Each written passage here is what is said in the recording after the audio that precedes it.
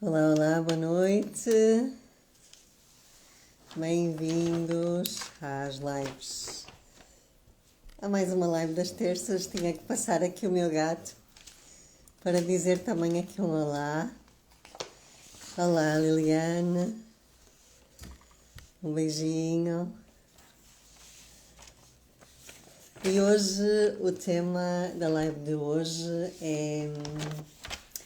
é bastante interessante. Estive aqui a tomar bastantes notas para não me esquecer do mais importante. E o tema é como fortalecer os alicerces emocionais. Então, se conhecem alguém que é assim um pouquinho mais emotiva, olá Isa, buenas noches, que giro, tenho aqui audiência espanhola, que bom. Então, convido a enviarem o aviãozinho, porque de facto hoje vamos falar de emoções, daquelas pessoas mais sensíveis e que por vezes se sentem tão incompreendidas e como é que elas podem de facto fortalecer estes alicerces, não é? Olá Ana, um beijinho. Porque, tal como os alicerces emocionais ajudam a ser a fortaleza de quem nós somos, tem uma,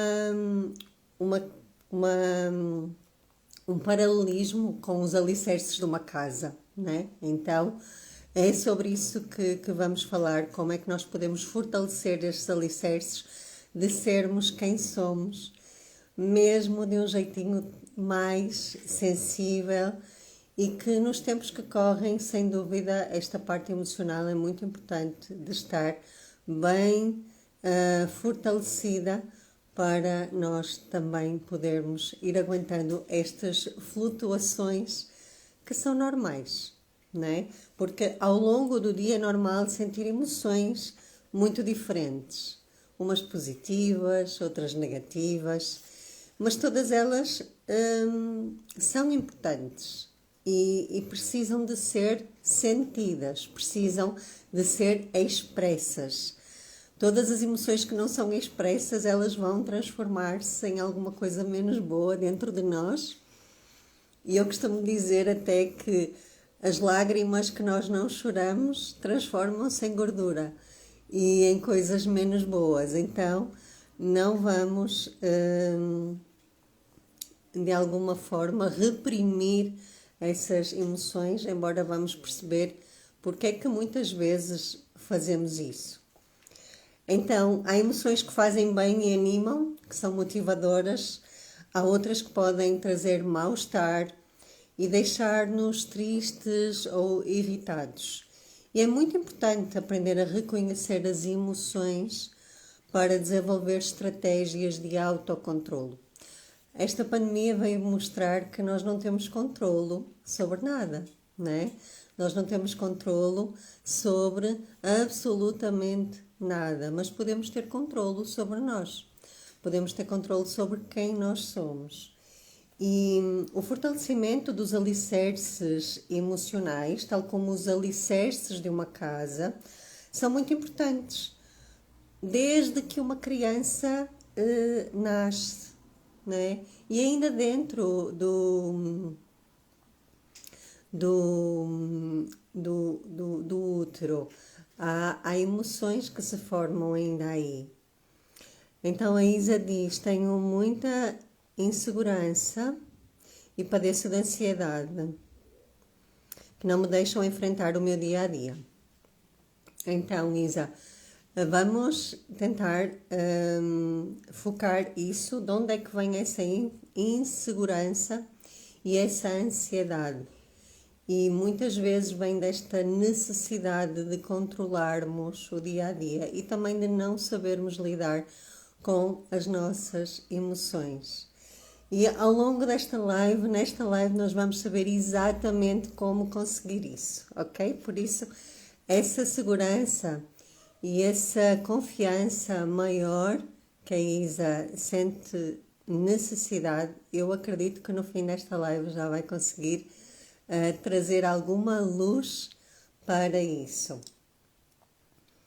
Então, como eu estava a dizer, o fortalecimento dos alicerces emocionais, mesmo no caso de uma criança, elas são importantes para que ela cresça e se torne um adulto saudável.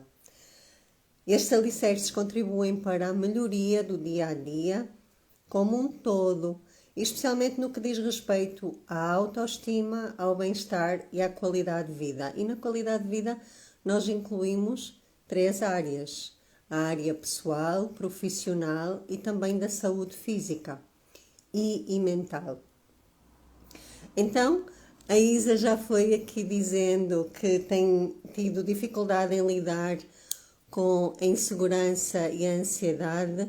Eu gostaria de perguntar das pessoas que estão aqui em direto, com que emoções tem sido mais difícil lidar nestes últimos tempos? E porque é comum nós avaliarmos o QI, do coeficiente de inteligência, e deixarmos de lado o coeficiente emocional, ou o QE. Mas está cada vez mais provado, seja pela neurociência, seja por outras áreas do conhecimento, que, de facto, a base emocional de quem nós somos é, sem dúvida, muito, muito importante. E cada uma tem a sua função. Não adianta nós sermos extremamente inteligentes se nós não conseguimos lidar com as nossas emoções, se não conseguimos conectar com as emoções das outras pessoas. E isso, de facto, faz de nós pessoas menos capazes, né? E as emoções, elas também são responsáveis pelo nosso comportamento e estão visíveis. Além disso, elas estão visíveis no nosso corpo. E esse é um grande avanço que nós podemos ainda muito mais facilmente poder ver. Então, como é que as emoções se formam? Elas formam-se naquilo que se chama o cérebro primitivo, ou o sistema límbico e hipotalâmico, que é conhecido também pelo cérebro das emoções. E as emoções já existem antes sequer de se formar a memória.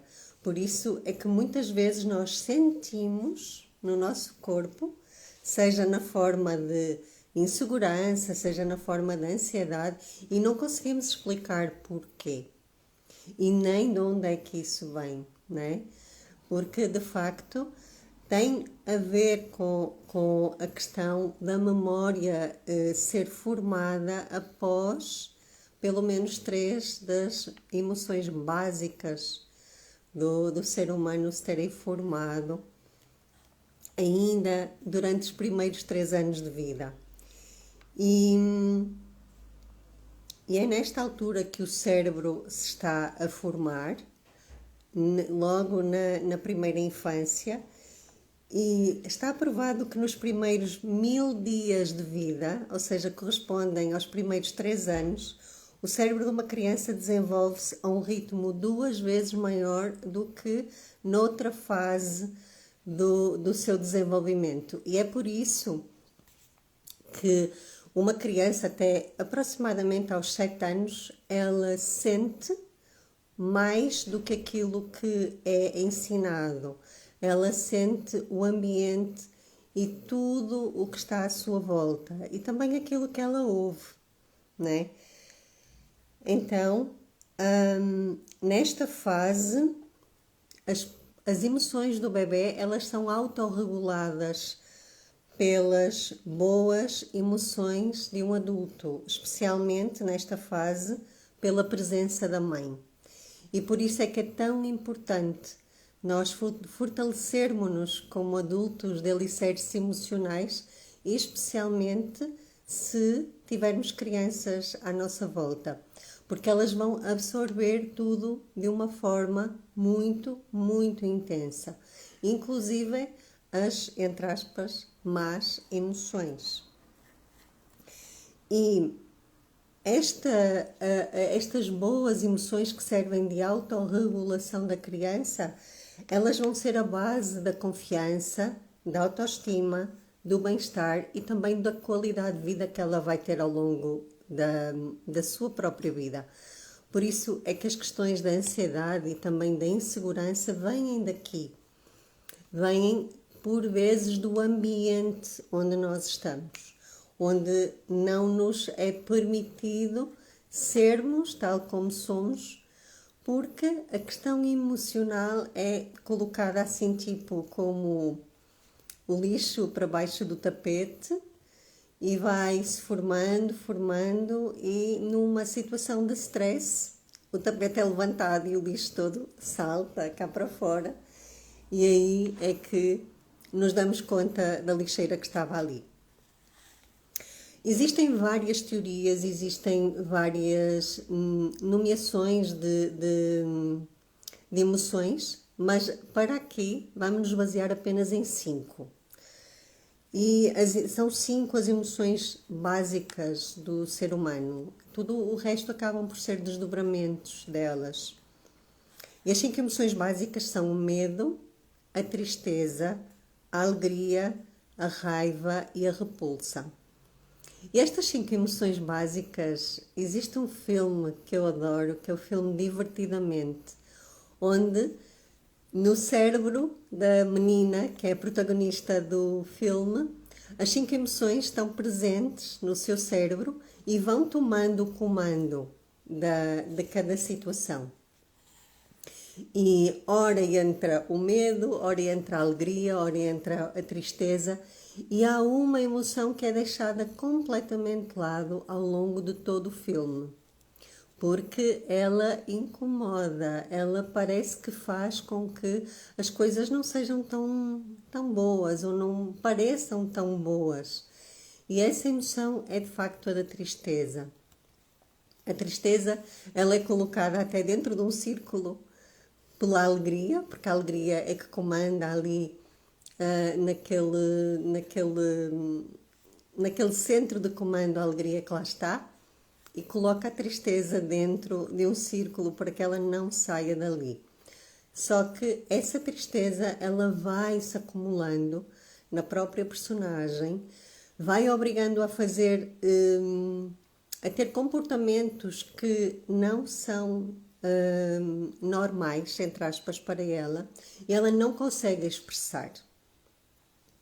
E só quando ela de facto se deixa, ou seja, quando a tristeza entra e toma conta do comando daquele cérebro, é que ela desaba e ela começa a chorar e ela começa de facto a permitir-se a expressar o que ela sente. E isso muda tudo. Além disso, estes alicerces emocionais que existem dentro de nós, eles acabam por fazer toda a diferença, primeiro, no meu relacionamento comigo mesma, com os outros e com o todo, com o ambiente onde eu estou. Então, e agora eu gostava de ter o vosso feedback sobre o que é que ouviram sobre chorar, sobre o que é chorar, se chorar é bom, se chorar é mau, se eu preciso de me esconder para chorar, se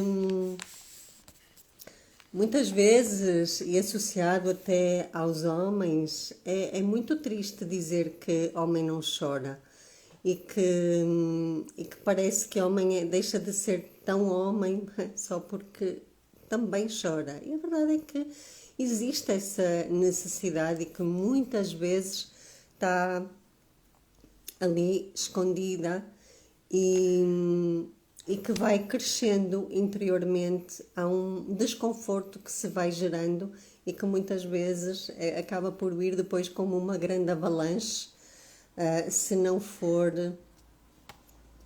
se não for expresso. A Simplicity Templates diz: quando pequena tinha que engolir o choro. É isso. É muito isso. Essa questão de engolir o choro traz muitas dificuldades mais tarde. Nomeadamente na garganta, né? Porque parece que sentimos um nó na garganta, parece que tudo fica difícil, parece que aos olhos dos outros é algo errado, e este algo errado pode nos fazer sentir essa questão de ter vontade de chorar é algo errado, ou seja, eu tenho que engolir o choro, né? Como diz aqui a Simplicity. E muitas vezes, quando temos também filhos, uma das questões que eu coloco às mães é: será que se permite chorar em frente ao seu filho? E a Liliane diz: aprendemos desde sempre que o choro está associado à fraqueza. É, mas não é fraqueza. O choro é um recurso incrível de um dos traços de caráter, porque cada uma das emoções está ligada a cada um dos 5 traços. E vamos já ver um pouquinho também, eu vou falar um pouquinho mais sobre eles. Mas é isso. Quando nos obrigam a engolir o choro, quando aprendemos que o choro está associado à fraqueza, e a verdade é que ninguém quer ser fraco, não é? Ninguém quer parecer fraco aos olhos dos outros. Mas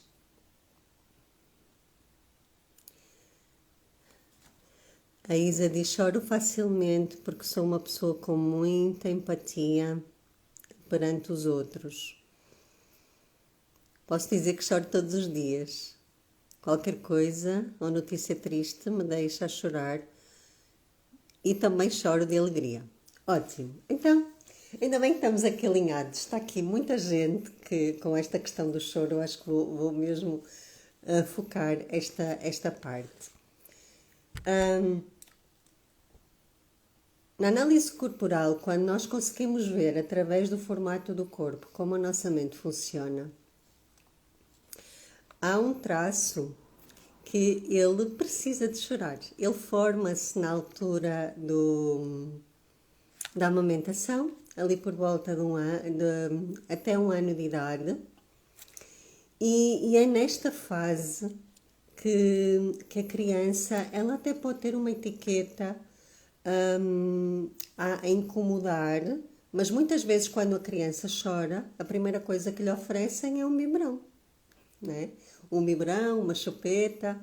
Depois, se o choro não passa, vão tentar mudar a fralda, mas o bebê naquela fase, ele depende de alguém que vá suprir devidamente a necessidade dele. Mas se é uma etiqueta que está a incomodar, nem o que vem para a boca, nem o que vem depois para cuidar das suas necessidades vai devidamente satisfazê-lo, e ele continua a chorar. Ou seja, o choro é um recurso, porque para o bebê, naquela fase, ele não fala, é a forma de comunicar. É quase como ele diz: se me deixam sozinho, eu vou morrer, porque eu não consigo sobreviver sozinho. E tem muito a ver com a emoção da tristeza, porque está ligado com a dor do abandono que o bebê sente naquela fase. Só que essa dor, ela vai criar recursos incríveis em nós. Essa dor do abandono, ela vai permitir que as pessoas que a têm mais, e normalmente são pessoas mais redondinhas, mais fofinhas, com o corpo mais molinho, como se fossem um bebê em tamanho grande. E este corpo, naturalmente, ele pede abraços, ele pede acolhimento, ele pede contacto. E quando nós temos essa consciência de sabermos quem somos e destas emoções que nós sentimos, nós vamos pedir abraços, nós vamos pedir um acolhimento, nós vamos nos permitir chorar, porque o choro é um recurso que o bebê lá atrás aprendeu. E isso acaba por nos libertar muito, diz Ana João, é isso. Acaba por nos libertar porque muitas vezes, por termos sido mandados calar o choro, muitas vezes, ou que o choro era visto como fraqueza, ou todas essas situações do ambiente à nossa volta, onde formos crescendo. A Liliana diz, minha mãe deixou desenvolver muito esse recurso. É isso, mas a questão, quando nós desenvolvemos esse recurso em nós, não é pela influência do adulto que está ao lado. Normalmente, quem cuida de nós está ali a tentar com que saciar aquela necessidade. Só que se é uma etiqueta e o que nos dão é comida, não vai ser isso que vai resolver, não é? E então é a sensação da criança perante aquela situação. Ela sente-se abandonada, mesmo que quem está a tentar suprir as necessidades dela tenham feito o seu melhor. Por isso não tem a ver com a intenção dos outros, tem a ver como a criança sente. E de acordo com o que ficar mais forte, a nossa mente e o nosso corpo vão se desenvolver nesse registro e que nos vai acompanhar ao longo da vida. Por isso, pessoas que tenham esse traço mais forte no seu corpo, elas naturalmente, numa situação de stress, elas vão sentir-se abandonadas. E não quer dizer que alguém as esteja a abandonar, mas é a sensação que ela sente. E se ela não se permitir, ou se ela não conhecer, ou não tiver consciência disso, ela entra num looping que pode levar, de facto, também a uma tristeza profunda, a uma ansiedade ou uma depressão. Se não souber que tem recursos incríveis, com uma comunicação incrível que tem, e a capacidade de se conectar com outras pessoas e de chorar também é mesmo necessário, e pedir ajuda, porque muitas vezes, tal como o bebê, naquela fase, as pessoas com este traço mais alto, elas ficam à espera que alguém adivinhe o que ela precisa. Mas aí é hora de dar uso ao recurso da comunicação e não esperar que alguém supra essa necessidade, mas pedir ajuda, pedir um colo, pedir aquilo que precisa naquele momento. Porque senão, se a pessoa não se permitir, de facto, tomar as ações necessárias para suprir aquela necessidade emocional, a única coisa que vai sobrar, tal como acontecia com o bebê, é na boca. E aí, muitas vezes, as pessoas que têm muito desta dor e deste recurso ao mesmo tempo, elas têm muita tendência em, se não tiverem esta necessidade devidamente atendida, de descontarem na comida, com muita facilidade. Então, é isso, a Liliane diz, eu precisei de alguns anos de terapia para transformar as emoções, fortalecer os alicerces.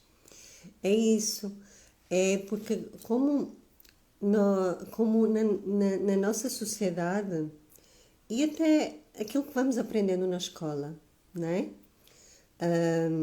É muito mais valorizado a parte intelectual do que a parte emocional. Só há muito pouco tempo é que começaram a dar devido valor a tudo isto, não é?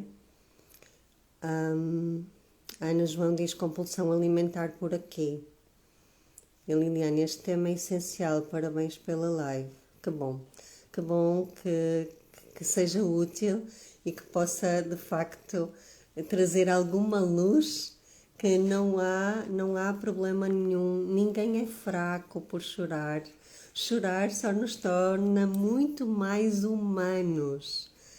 E a verdade é que uma pessoa com este traço muito alto, o que é que vai acontecer com ela? Durante o dia, ela acorda super bem disposta, à hora do almoço já não está assim tão bem disposta, à tarde já vai ficar melhor, à noite vai voltar a ficar mal. Então ela vai ter estes altos e baixos de emoções. Mas que tem a ver com ela? Tem a ver com ela. Não há mal nenhum. Às vezes, para quem está ao lado e não tem tanto desse traço, vai dizer assim, ai, mas esta pessoa parece bipolar, porque tanto está bem como não está bem. E o que é que esta pessoa essencialmente precisa? De cuidar, de ter o seu autocuidado. Tal como o bebezinho de 1 ano, ele precisava de ter alguém que cuidasse das suas necessidades básicas. Agora nós somos adultos, não é? Não precisamos que alguém cuide das nossas necessidades. Mas a base para que este alicerce emocional fique bem forte é algo tão simples como termos os abraços em dia, a comunicação em dia, o falar, às vezes só o falar e sermos ouvidos, ou se conhecermos alguém que é assim, ouvirmos essa pessoa sem julgar, só deixá-la falar, porque às vezes ela só precisa mesmo de falar. E até porque essa pessoa muitas vezes, ela para organizar as ideias, ela só vai conseguir organizar falando. Então, nós podemos ajudar essa pessoa dessa forma. E que bom, Simplicity diz, amando a live, tenho que reaprender a usar esse recurso. É isso. E para quem estava aqui a dizer a compulsão alimentar por aqui, é porque esse recurso não está a ser utilizado e está em dor. A compulsão alimentar é só uma evidência de que esse alicerce emocional não está fortalecido. E como é que ele se fortalece? É como um músculo, não é? É um músculo que é necessário estar a treiná-lo. É necessário permitir-nos fazer coisas diferentes. Outra coisa muito importante que este traço precisa é de descanso. Descanso. E quantas de nós aprendemos que outra coisa que não podemos fazer era estar, por exemplo, deitadas no sofá a fazer nada. Eu ouvi muitas vezes que estar deitada no sofá a fazer nada era ser preguiçosa. E quem é que quer ser preguiçoso? Ninguém. Quem é que quer ser fraco? Ninguém. Então, isto é algo que nos vai acompanhando ao longo da vida a partir do momento em que nós não entendemos, percebemos e sabemos que realmente é algo nosso e que nós temos vários recursos, só que é necessário saber exatamente a quantidade de cada um. Há pessoas que têm muito mais da necessidade de chorar do que de outro tipo de necessidade. E então, no dia a dia, é muito importante saber regular tudo isso.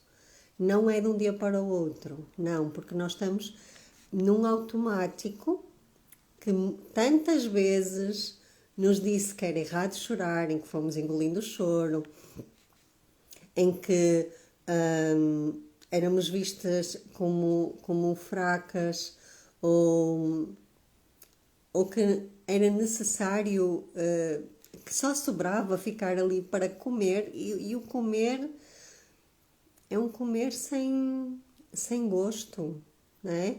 É um comer porque o vazio é tão grande, que deixa ver se a comida vai preencher esse vazio. E é triste, porque é só a evidência de que não estamos a utilizar esse recurso devidamente.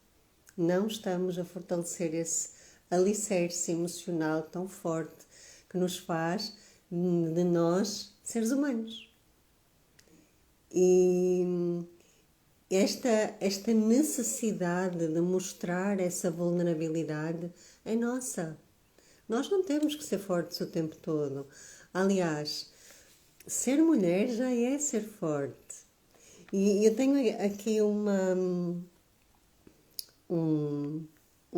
até um testemunho que eu decidi escrever para trazer para a live, que vou partilhar mais. Mas agora gostava de saber se está a fazer sentido o que eu estou a dizer e o que podem querer acrescentar mais.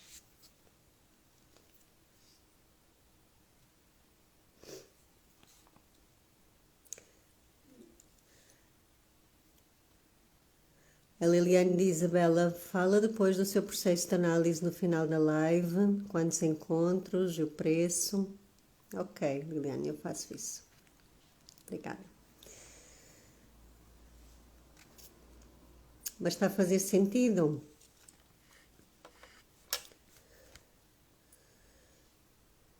Eu estou a gostar muito do vosso feedback e muito obrigada. Super faz sentido. Tá bom. Ana, e depois há aqui outro plus, não é? Eu sei que a Ana, ela é mãe de um bebê pequenino e certamente esse bebê está numa fase de maior desafio. Se calhar está nesta fase de desenvolver este traço que vai chorar mais. E o chorar mais é normal, as birras são normais, os desafios que os bebês e as crianças normalmente fazem para os pais são normais e esperados. Porquê? Porque o cérebro dele está a formar-se e o cérebro ele autorregula-se com o estado emocional da mãe. Daí ser tão importante a mãe estar bem. É muito desafiante, sim. E por isso é que eu estou a referir isto. Porque muitas vezes o bebê tem dificuldade em dormir ou tem vários tipos de desafios que aparecem e que não tem a ver propriamente com o bebê, mas tem a ver com o estado emocional da mãe e muitas vezes do casal, porque o bebê sente tudo, né? Como eu disse, e muitas vezes ele pensa inconscientemente, né? Porque ele não pensa ainda, não tem a parte pré-frontal desenvolvida nesta fase. Mas tem a ver com questões de sobrevivência, né? Ou com mecanismos, essa é mesmo, são mecanismos de sobrevivência. Muitas vezes o bebê pergunta-se algo do tipo, e não é ele que se pergunta, ok? Sou eu que me estou a colocar no lugar do bebê. O que é que eu posso fazer para manter os meus pais juntos? Por exemplo. E não é fora de comum acontecer que um casal que tem os seus desafios, como qualquer outro relacionamento, mas está numa fase em que não está muito bem, em que algumas situações não estão a funcionar e muitas vezes o bebê adoece. Adoece. E porquê? É quase numa tentativa de, se eu estiver mal, os meus pais vão se juntar para cuidar de mim.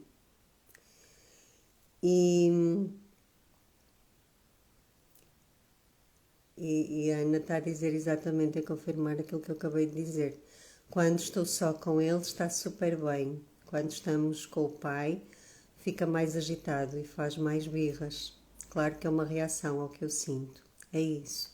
Então entendes que é algo que está mais abaixo, que o problema não está na criança, mas porque ela tem esta sensibilidade tão apurada, ela consegue reagir àquilo que a mãe sente. A Liliane diz: eu não tenho filhos, mas eu já sinto medo da criação. O meu trabalho nasceu exatamente para não ser necessário ter medo da criação dos filhos. Então, a melhor forma é estarmos preparados para isso, porque ninguém nos prepara. E os nossos alicerces emocionais, eles agitam-se, eles ficam completamente abanados, é quando somos mães. Porque ninguém nos prepara para isso. Primeiro porque há uma grande romantização da maternidade e da parentalidade, porque parece que é tudo um mar de rosas. E não é. Não é. Há muitos desafios e se o casal não estiver devidamente alinhado e não se conhecer exatamente como é que cada um funciona, como cada um funciona sendo com um filho ou sem um filho, não é? Porque quando são dois é tudo muito diferente de quando são três. E isso faz toda a diferença para que nasça ali uma criança no meio e que vai destabilizar tudo. E não é por acaso que muitos casais se separam após o nascimento de uma criança, porque é só a evidência de que não estão preparados. A Liliane diz: vou precisar muito de acompanhamento. Ok, eu estou aqui, por isso pode vir à vontade. A Simplicity diz: verdade, os pais não vêm com manual de instrução e eles fazem o melhor que podem, sem dúvida. Sem dúvida. Não estamos aqui para culpar ninguém. Há muitas vezes, quando as pessoas acabam por fazer o processo, tenho vários programas, nomeadamente o Pais Tranquilos, Pais e Filhos Tranquilos e Confiantes, mesmo em tempos desafiantes, que surgiu na pandemia. Muitos pais assim: mas porquê que eu não soube disto antes? Porque ninguém é ensinado a ser pai e mãe, porque se acha que é uma coisa normal, não é? Se os nossos pais conseguiram, nós também vamos conseguir. Só que a educação de onde viemos, o tempo que veio, é completamente diferente dos tempos atuais, das descobertas que se estão constantemente a fazer na questão do desenvolvimento cerebral da criança, dos traços de caráter, e tudo isso requer uma atualização da informação para os pais, para não verem naquele ser tão pequenino que ele só sabe o que é amor, ele não sabe mais nada do que não seja amor. Muitos pais se sentem ameaçados por aquele ser, porque acham que está a desafiar, porque está a trazer desconforto, porque na verdade só está a colocá-lo em confronto com as suas próprias feridas, com as suas próprias dores, que não foram devidamente vistas e cuidadas. A Ana diz: alguns querem sobreviver, outros fazem um bom trabalho na parentalidade. Sem dúvida. E já há muitas respostas. Que bom que há. E eu falo pela minha experiência. Eu achei que eu não queria dar a mesma forma de educação de onde eu vim. Eu vim de uma educação tradicional muito, como direi, muito rígida, muito cheia de regras, de muita autoridade. E eu sabia, e também de alguma violência. Não só por parte dos meus pais, porque muitas vezes o cansaço não ajuda e quando o trabalho é demasiado, não sobra tempo para o acolhimento que os filhos precisam. Então isto necessita aqui de um ajuste interno que depende muito da fase da vida em que nos encontramos. Seja quando estamos sozinhos, quando estamos com alguém, quando somos pais, quando estamos a fazer uma determinada função. Então, tudo isso requer ajustes constantes. Mas todos nós temos uma base, que é o nosso mapa dos caráteres. O mapa dos caráteres, que é calculado com base na nossa análise corporal, ele permite-nos este ajuste e este alicerçar as nossas emoções da forma tal como nós somos, sem achar que é errado, mas porque é que eu choro tanto, mas eu não devia chorar e eu vou chorar às escondidas, ou é fraco, sem todas essas conotações que ao longo da vida nós vamos tendo. E que bom que é que a análise corporal é possível fazer a partir dos 7 anos. Porque a partir daí eu costumo dizer que nós deveríamos ter o nosso BI, o nosso cartão de cidadão e também o nosso BI mental e emocional. Porque aí iríamos desde cedo aprender a lidar com quem nós somos sem vermos defeitos. Porque como eu costumo dizer, onde as pessoas veem defeitos eu vejo superpoderes. E das pessoas mais sensíveis, que sentem muito esta necessidade do contacto, do acolhimento, do estar junto, do estar perto, é ainda mais forte. Então, alguém tem alguma questão? Eu, entretanto, já me fui perdendo aqui com os vossos feedbacks.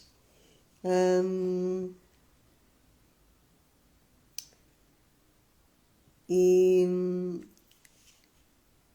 queria deixar aqui o que me pediram, que a Liliane pediu, eu vou já deixar. Mas o que eu quero reforçar aqui, sem dúvida, é que muitas vezes o cansaço, as expectativas falsas que fazem com que as emoções explodam ou implodam em contacto com outras pessoas. E uma rotina diária adequada ao nosso tipo de emoções e necessidades é a base de um alicerce emocional forte. Quando está forte dentro de nós, funciona como uma blindagem que nos mantém com o emocional em dia. E se nós descurarmos esta parte, todas as áreas da nossa vida ficam impactadas. Seja desde logo a nossa saúde, porque a nossa parte emocional está diretamente ligada com a nossa saúde, seja nos relacionamentos, seja a parte financeira, seja a parte profissional. E se nós estamos numa confusão emocional muito forte, muitas vezes nós nem conseguimos ouvir direito o que o outro nos quer dizer, levamos muito para a parte pessoal e o nosso pensar, o nosso sentir e o nosso agir fica completamente desconectado. Completamente. Então, é muito importante nós também escolhermos o ambiente certo para estarmos. E com o ambiente eu refiro-me a pessoas, a situações, a memórias e até no espaço virtual. Eu vejo as pessoas muito agressivas, até nas redes sociais. E esta agressividade não é positiva, como é óbvio, não é? E muitas vezes vai gerar agressividade noutras pessoas. E depois é uma bola de neve, né? É uma espiral que não tem fim. A Ana diz, para mim é muito importante o espaço seguro meu e rotina, e isso traz-me ao meu centro. É isso, é uma rotina nossa. E é importante também sentirmos que mesmo que sejamos mães, nós não podemos deixar de ser mulheres. E Apesar de uma criança, quando ela nasce, ela precisa de muita dedicação da mãe, ela precisa da presença da mãe, porque é com a mãe que as emoções ficam equilibradas. Mas é muito importante haver um espaço só para a mulher. É também neste desequilíbrio de papéis, em que muitas vezes a mãe passa a ser 100% mãe e descura o papel da mulher, o papel da esposa. E ok, já nem vou falar do papel profissional, porque há ali uma fase em que esse papel pode ficar mesmo anulado. Mas o papel de mãe e de esposa, ele não pode, o papel de mulher e de esposa, ele não se pode anular só porque nasceu uma mãe. Ok?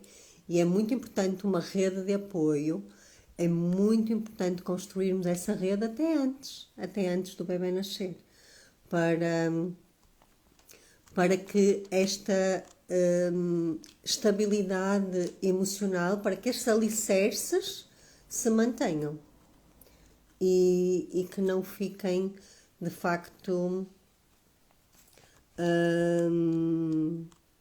descurados, né? E a Liliane diz: este ambiente tóxico que se tornou a internet causa muita ansiedade, medo e uma confusão de sentimentos. É isso, porque as pessoas não estão equilibradas emocionalmente. Então, é como. E como estão protegidas, entre aspas, com um ecrã, não é? Em que não há um confronto olhos nos olhos, às vezes elas ficam completamente possuídas, entre aspas, pela raiva e vão descontar noutras pessoas sem que haja sequer motivo. Mas por isso é que precisamos nós de cuidar muito bem dos nossos alicerces para mesmo perante situações dessas, estamos blindados. E se nós estivermos blindados, não há nada que nos afete. Pelo menos quando eu tomei posse de quem eu sou, a partir da análise corporal, foi incrível. Eu comecei de facto a perceber o porquê de eu ser como sou, de como é que era bom ser como era, a ter tempo para mim, a saber dizer não. Isso é outra situação, porque as pessoas mais emocionais, normalmente elas têm uma tendência maior em sofrer o que se chama de distúrbio de prioridades.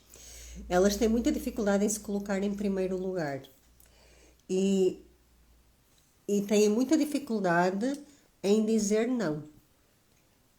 Então, aprender a dizer não foi também uma grande vantagem depois de descobrir como é que eram as emoções que me regiam ao longo do dia. E o respeito acima de tudo, por mim e pelos outros, porque quem entra numa situação de agressividade, de ansiedade, de medo ou de confusão, ou vai para mim são só evidências de que essa pessoa não está bem, não é? Ela está em dor, de alguma maneira ela está em dor, ela está a viver alguma daquelas emoções e não está a direcioná-la de uma forma positiva para os seus recursos. Só que nós, como adultos, somos responsáveis por nós, não é? Seja com terapia, seja com procurar ambientes melhores. Mas isso, de facto, ninguém pode fazer por nós, não é? A Ana diz, bem, o sentimento de culpa associado ao não. Eu sofri muito com esse sentimento de culpa, mas eu entendi, Ana, que a culpa, ela vai existir sempre. Nós podemos também escolher ou uma culpa da criança, né? A criança que sentia culpada, se calhar até porque chorava, ou porque incomodava, ou porque aos olhos dos outros era fraca, ou, ou porque tinha mesmo de engolir o choro. Neste momento, a culpa é a culpa do adulto. É a culpa do adulto que sente, ok, eu prefiro sentir esta culpa, mas eu vou escolher um lugar melhor para mim. Ok? Porque imagina como seria o mundo se cada adulto fosse capaz de tomar conta de si mesmo. Certamente metade dos problemas não existiriam, não é? E claro que é um trabalho contínuo e de perceber as raízes de tudo isso, mas podemos sempre escolher qual é a culpa que eu quero carregar. Se é a culpa da criança ou a culpa do adulto. Sendo que todos nós temos uma criança dentro de nós. A criança que se formou ali até aos 5 anos, ela continua a ser, a estar dentro de nós, a necessitar do nosso cuidado. Quando nós estamos em dor, é ela que toma o comando. É como se fosse uma criança rebelde, birrenta, a tomar conta da nossa vida. E o processo de nos tornarmos adultos, adultecer, é, ok, eu sou a Isabela adulta, eu tomo conta da minha criança, eu vou-lhe dar aquilo que ela precisa e que se calhar ela não teve, mas agora eu posso lhe dar. Então é isso que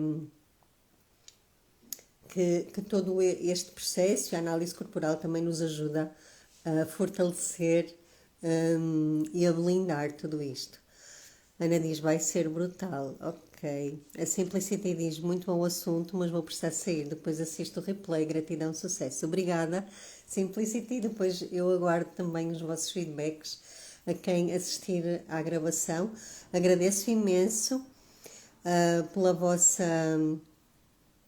vossa presença até agora e eu vou deixar a resposta à Liliane sobre como é que funcionam os processos que eu faço da análise corporal e tudo isso. Eles são personalizados. Então, eu antes de oferecer qualquer serviço, eu faço uma entrevista de clareza de 40 minutos, gratuita, em que eu mostro ou entendo as circunstâncias do que a pessoa precisa e a partir daí a resposta é dada de forma personalizada e à medida. Por isso, se tiverem curiosidade e quiserem saber mais sobre o meu trabalho e também como é que eu posso ajudar, enviem-me uma mensagem e agendamos essa sessão gratuita, tá bom? E hoje eu decidi perguntar a algumas pessoas que já tenham passado pelo processo de análise corporal como é que conhecer o mapa dos caráteres ajudou a fortalecer os alicerces emocionais. E estas foram as respostas que eu tive. Uma delas, da Suzette, ela diz: confesso que demorei a tomar essa consciência. No início tive toda aquela informação incrível, mas foi preciso algum tempo para encaixar. É um processo e cada um tem o seu tempo diferente. Depois, aos poucos, fui entendendo melhor a minha forma de funcionar, respeitando os meus traços, alimentando-os da forma certa. Tive muitos momentos em que tendencialmente ia para a dor, mas gradualmente fui, passito a passito, na direção certa. E hoje é muito mais fácil gerir as emoções. Considero ter alicerces emocionais fortes. Considero-me uma mulher forte, sem precisar de fazer força. E esta é a beleza, esta é a leveza.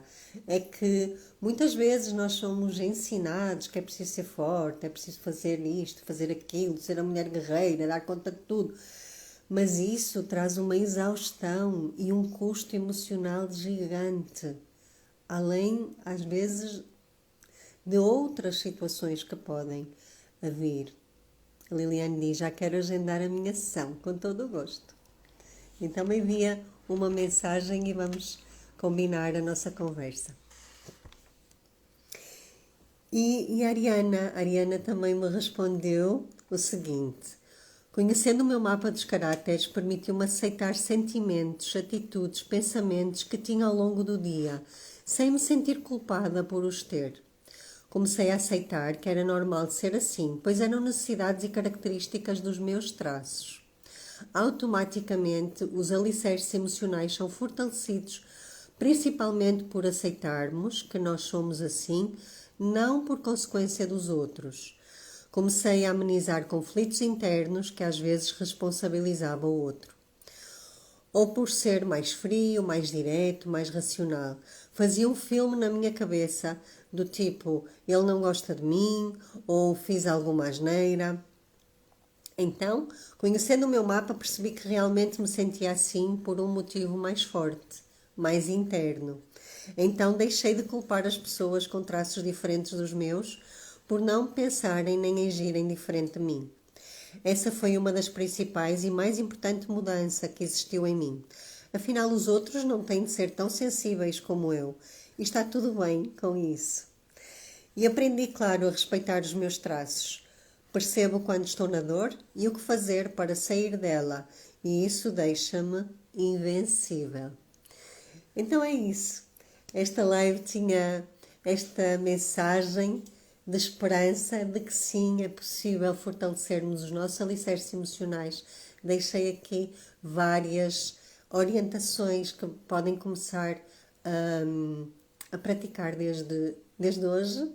Então, se tiverem alguém ao lado, ou mesmo que não tenham ninguém do vosso lado e sentirem falta de um abraço, abracem alguém, peçam abraços, abracem uma almofada, façam por vocês, ok? E se quiserem ver esta situação em maior profundidade, podem falar comigo, enviar uma mensagem, que a nossa conversa de 40 minutos para trazer mais clareza é gratuita, tá bom? Um beijinho a todas, muito obrigada por terem assistido e agradeço que também possam deixar aqui o vosso feedback na gravação desta live. Um beijinho e até à próxima.